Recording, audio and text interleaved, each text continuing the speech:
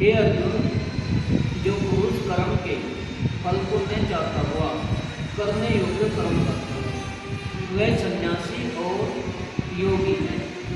और केवल अग्नि को त्यागने वाला सन्यासी योगी नहीं, तथा केवल क्रियाओं को त्यागने वाला भी सन्यासी योगी नहीं। इसलिए है अर्जुन, जिसको सन्यास ऐसा कहते हैं उसी को तू योग जान, क्योंकि संकल्पों को न त्यागने वाला कोई भी पुरुष योगी नहीं होता। संतय बुद्धि रूप योग में आरूढ़ होने की इच्छा वाले मननशील पुरुष के लिए योग की प्राप्ति में निष्काम भाव से कर्म करना ही हेतु कहा है, और योगारूढ़ हो जाने पर उस योगारूढ़ पुरुष के लिए सर्व संकल्पों का अभाव ही कल्याण में हेतु कहा है।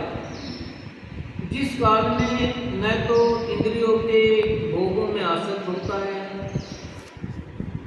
तथा न कर्मों में ही आसक्त होता है,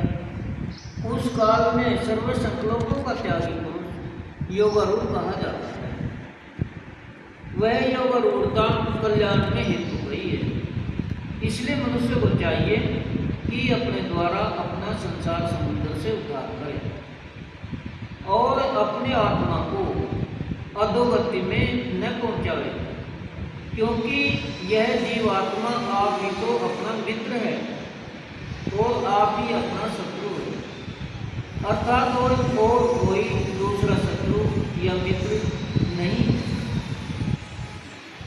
उस जीवात्मा का तो वह आप ही मित्र है कि जिस जीवात्मा द्वारा मन और इंद्रियों सहित शरीर जीता हुआ है, और जिसके द्वारा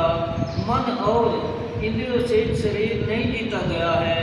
उसका वह आप ही शत्रु के सदृश शत्रुता में बरतता है।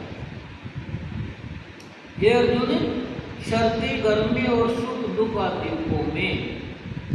तथा मान और अपमान में जिसके अंतकरण की वृत्तियां अच्छी प्रकार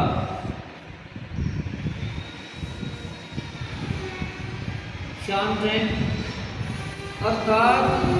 विकार रहित है, ऐसे स्वाधीन आत्मा वाले पुरुष के ज्ञान में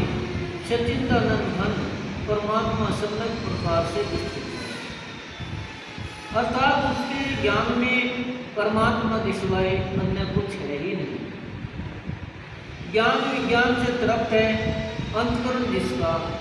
तथा विकार रहित है स्थिति जिसकी,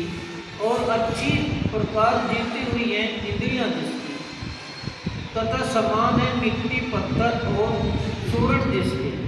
वह योगी युक्त अर्थात भगवत की प्राप्ति वाला है। ऐसे कहा जाता है जो सुहृद मित्र बैरी उदासीन मध्यस्थ द्वेषी और बंधुओं में भी नाना तथा धर्मात्माओं में और पापियों में भी समान भाव वाला है, वह किसके। इसलिए उचित है कि जिसका मन और इंद्रियों से शरीर जीता हुआ है,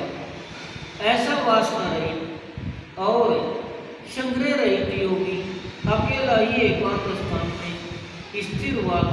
निरंतर आत्मा को परमेश्वर के ध्यान में लगावे। शुद्ध भूमि में कुशा मृगशाला और